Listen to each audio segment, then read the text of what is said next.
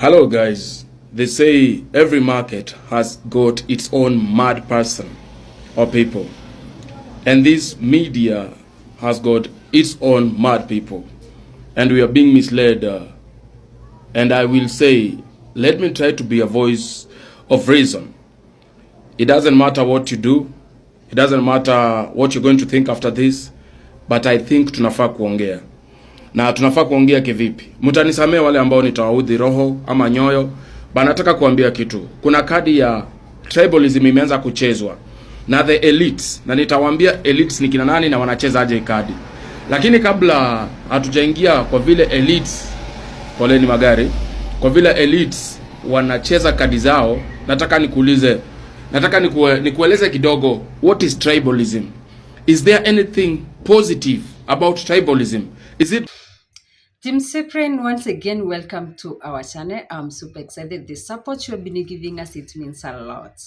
Now today, I just want to read something here Morara Kebaso ameweza kupost, and of which we can all agree kwamba whatever Morara Kebaso has posted, it's true. Ni ukweli na ni ukweli. Hata wewe mwenyewe unayenitazama, unajua hii kitu ambacho naenda kusoma ni ukweli. Kenyan politics is triple. Yes, we know that. That's why we want to change it. Will it be easy? No. Is it possible? Yes. Why is it important to end the distribution of power and the resources on the basis of tribalism? Because the tribal process results in poor leaders with no vision. Because the tribal process allows an individual to enjoy tribal protection from accountability for corruption. Because the tribal process sows hate and division. We can change it. We must change it. The Gen Z have more than 10 million tribalist votes. Keep laughing at us and mocking us. We look like dreamers. Watch this dream. Why I said whatever Morara Kebaso said it's true. The reason ni guys, sasa hivi wakati unaangalia Kenya mahali tumefikia, when Morara Kebaso declared he's going to fight for the presidency, we also saw CJ Maraga, we also saw people saying Matiang'i, and in between people started complaining, ama people started saying kwamba nyinyi watu watatu munapoungana, we need one person ajitokeze ili tuweze kumsupport. Every tribe wants to support one of his own. Unapoangalia Mount Kenya sasa hivi kuna mambo mingi sana yanaendelea, especially the story of Ndindi Nyoro vile ameweza kutolewa kule, and there is one analyst aliweza kusema kwamba Ndindi Nyoro kutolewa kwake kule kwa government, it's a well planned it's something that it's well planned. There are some people saying enda ikawa Uhuru Muigai Kenyatta ameongea na Ndindi Nyoro aweze kufanya vile alifanya, angolewe kule ama atimuliwe kiti chake, so that aweze kukua prepared kuja kukua deputy president. And some people are saying kwamba Matiang'i is a project to Uhuru Muigai Kenyatta. So there are some people saying kuna uwezekano kwamba Ndindi Nyoro, if all goes well, Matiang'i is going to fight for the president. Kuna possibility kwamba Ndindi Nyoro is going to be a vice president ama deputy, not a vice president, deputy president. So hizi ni vitu ambazo tumeona our tribes ama different tribes fighting for their own. Ukienda Ukambani wako na Kalonzo Musyoka, ukienda Uluya wako na akina Omtata, akina ma-DVD, you have seen vile vitu zinaenda. Angalia kama sasa hivi vile Weta ameweza kungolewa kiti chake, although it's not yet confirmed, but the Court of Appeal ilikataa ikasema kwamba Wetangula is not the majority leader in national. That means kuko na vita. Sasa hivi tunapoangalia vizuri, even in Western Kenya, there are so many things that zinaendelea. We will see people saying, since since that Ruto ametoa mtu wetu, there is this thing we call mtu wetu syndrome. It's going to affect us. Yani itatu affect kabisa, because kila mtu anataka atetee side yake. Wale watu ambao wanatoka Nyanza wanataka watetee mtu wao. Watu wanatoka Western wanataka watetee mtu wao. Mtu anatoka Central anataka atetee mtu wao. Mtu anataka Northeastern anataka atetee mtu wao. So sasa hivi mahali tumefikia ukabila ndio imetumaliza. And yesterday I asked someone, kuna mtu alikuwa amesema in comment section kwamba, Morara Kebaso, unataka kusimama for president wakati hata MCA haujawahi kalia, wakati hata governor hujaika. And I was asking myself some question. Now, this is where Kenyans will go wrong. Unataka ati mtu anzie MCA, anzie hapa. If someone has qualities of a good leader, why should we keep on questioning kwamba hajanzia MCA, hajanzia ugovernor, ama mara sijui hajanzia wapi? Why can't we support that person so that we will see his leadership skills? Unajua, si lazima mtu tumwanzie huku chini ndio sasa akuwe president. Can we change? Tuseme kwamba, since that, watu wote wenye wamekuwa wakianzia hapa chini, the likes of Ruto, wakifika sasa hapa juu, they disappoint Kenyans. You can see how Kenyans we are crying. Msema aje, wacha sasa, tubadilishe, tuweke huyu mtu once, akuwe president, without kupitizi vitu zote tuone vile yeye atagovern. But Kenyans, tunasahau kwamba, hii mambo inaitwa tribalism, haitawaisha. Right now tukiangalia, every tribe wanaendelea kutikadha, wanaendelea kuweka watu wao pamoja. Especially ukiingia kwa mtandao unasikia, sisi kama Wakikuyu tutasupport mtu fulani, sisi kama Wameru tutafanya hivi na hivi. Yani kila tribe sasa wameungana, wanataka kusupport watu wao. And one thing I know, especially people from Central, these people wako na umoja. Watu wa Central wao ndio naweza jua ama naweza amini wakisema kwamba tumeungana tunaenda kusupport mtu fulani, hao ndio utajua to these people they are serious. Because these people, once they decide like we are going to support someone, they never disappoint.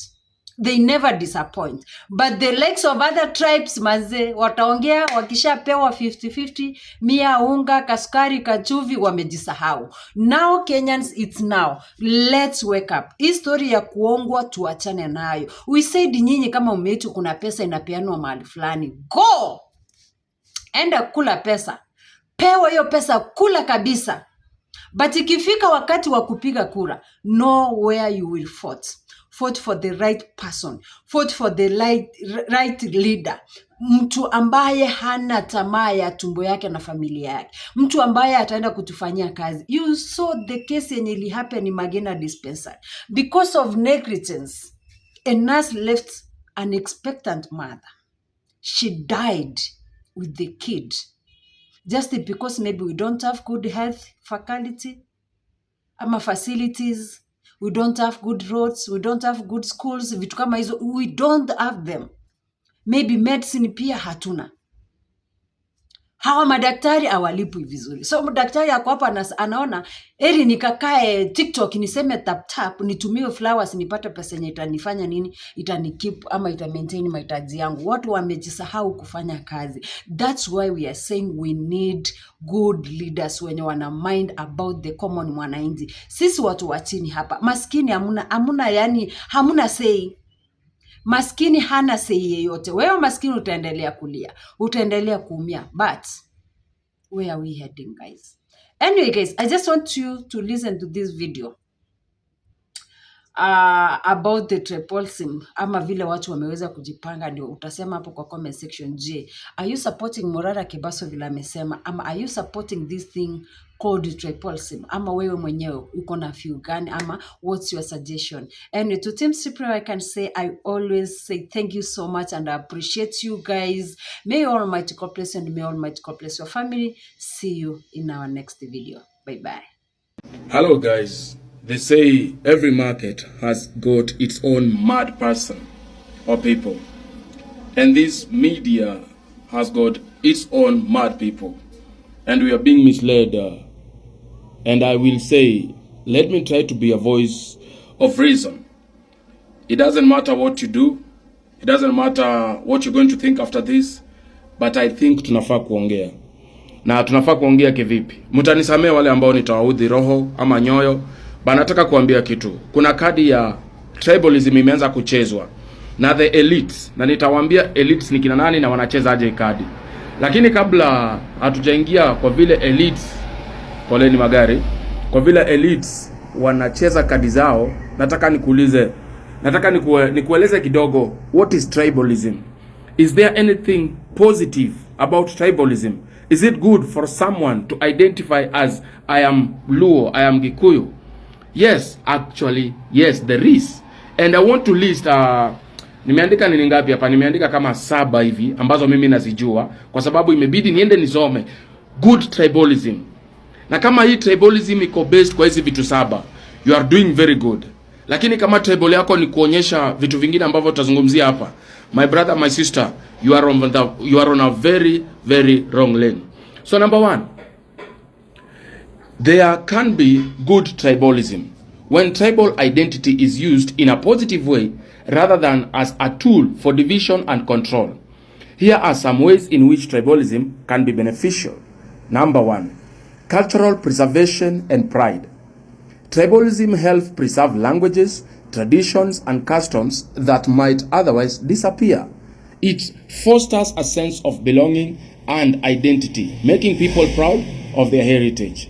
Hapo tumeelewana? Sitaki kutumia complicated words hapa, nataka tuelewane kabisa. Kwa hivyo culture yetu kupreserviwa, alafu pia kukuwa na ile pride, I belong to this community, is a very good thing. Then community support and solidarity. Many tribal communities practice harambe, pulling together to help each other in times of need. Traditional values like Ubuntu, I am because we are, I am a good for you, encourage cooperation and mutual support. Then kuna economic empowerment, okay? Kuna political and social advocacy. Tukiongea mambo ya economic empowerment, some communities use tribal connections to build businesses, trade, and create economic networks. Example, Agikuyu in Kenya have strong cooperative movements that uplift their own economically. Very nice. Then kuna political and social advocacy. Tribal identity can be used to advocate for the rights of marginalized communities. Example, the Maasai fight for land rights and environmental conservations based on their cultural heritage. Kuna diversity and inclusion. Tribal differences bring richness in food, music, dress, and perspective. Sawa. When tribes respect each other's cultures, they create a more inclusive society. Kitu ingine, number 6, it's traditional conflict resolution. Many African tribes have indigenous, ways of solving disputes peacefully without relying on corrupt legal systems. Example, the Gashasa courts in Rwanda helped with reconciliation after the genocide. Then strengthening the national identity.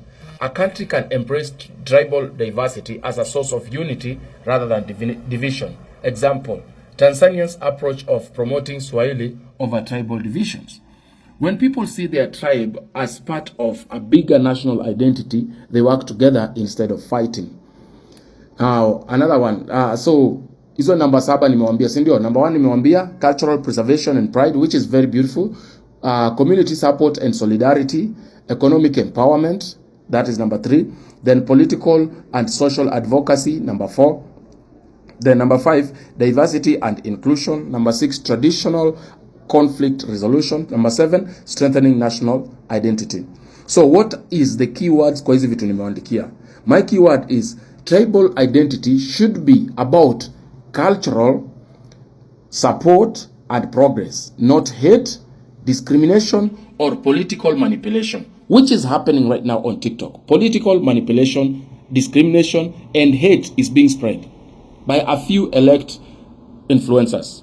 When elites weaponize it for selfish gain, it becomes toxic. But when people use it to uplift each other without excluding others, it can be a powerful force for good. Now, let me tell you what is happening on TikTok right now. What is happening on TikTok right now is not the 7 points of the good tribalism. I am seeing people writing, we are tribal. Now, let me tell you the good tribalism. Now, kelele ni nyingi. Sorry guys, tuko kwa barabara. Now, listen here. This is now what is happening on TikTok. Number one, I want to tell you, the elites are actually using influencers on platforms here. Behind the doors, wanawalipa and then wanakuja kusell the tribalism card yenye it's not good tribalism. Now this is it. The elites use several tactics to divide and control people based on their tribe, ensuring they maintain power while keeping the masses distracted. Here are some of the keys. Ethnical political mobilization. Politicians rally support based on tribal identity rather than policies or competence. They create the illusion that a leader from your tribe will serve you better, even when they serve only themselves. That is number one, ethical political mobilization. Number two, patronage and favoritism. Okay? Government jobs, contracts, and resources are allocated based on tribal loyalty rather than merit. This creates divisions as people feel they must support their tribal leader to benefit. Now listen. Number three, historical grievances and selective justice. Elites manipulate historical injustices to keep their tribes in conflict. They highlight past wrongs done by other tribes but ignore injustices committed by their own. Underline that. Committed by their own. I have scripted this thing so that it can fit what is happening on TikTok right now. Then number four, media manipulation. I have told you. Media outlets often owned by elites. Okay? Now it is influencers owned by elites push tribal narratives that divide rather than unite. Different tribes receive different versions of news, reinforcing divisions. Divide and rule in elections. Elites fund multiple candidates from different tribes to split the opposition vote. They also use tribal alliances to create temporary unity, only to break them after winning power. What happened in this past election? Okay, demonization of certain tribes. Some tribes are labeled as dangerous, lazy, or oppressive, creating resentment and fear. This justifies discrimination or suppression of certain communities. You understand? Number seven, violence and ethnic clashes. Politicians instigate or allow ethnic clashes, especially around election periods. After the violence, they present themselves as peacemakers, securing loyalty. What is happening? Okay? Economic marginalization. Some regions are deliberately underdeveloped to keep their people desperate and dependent on political elites. Poverty is used as a tool to force tribal loyalty in exchange of basic needs. What is happening in northern Kenya? What is happening in some parts of Rift Valley? We have seen the likes of Oscar Sudi giving out mafuta ya kupika mboga 2 liters. Ndio watu wabakie nini? Loyal. Now, tribal-based political parties. Instead of uniting under ideology, parties are often formed along ethnic lines. This ensures that national unity is never achieved and politics remain about tribal numbers, not development. Umenielewa? Let me rush number 10 and 11, 12. Manipulating census and demographics. Okay, that is number 10. Population statistics are often exaggerated or underreported to justify more government funding for certain areas. Okay. Then there is religious and cultural manipulation. Some elites use tribal elders and religious leaders to push political propaganda. People are made to believe supporting a certain leader is cultural and religious. Number 12, and the last one, scapegoating during economic crisis. When the economy is failing, elites blame certain tribes to avoid accountability. This distracts the public from real issues like corruption and mismanagement. Guys, let us not hate each other. The key takeaway in nini? Tribal divisions benefits the elites, not the people. The more people fight over tribe, the less they focus on real issues. Sawa, like corruption, inequality, and governance. Bye. Hate me if you can.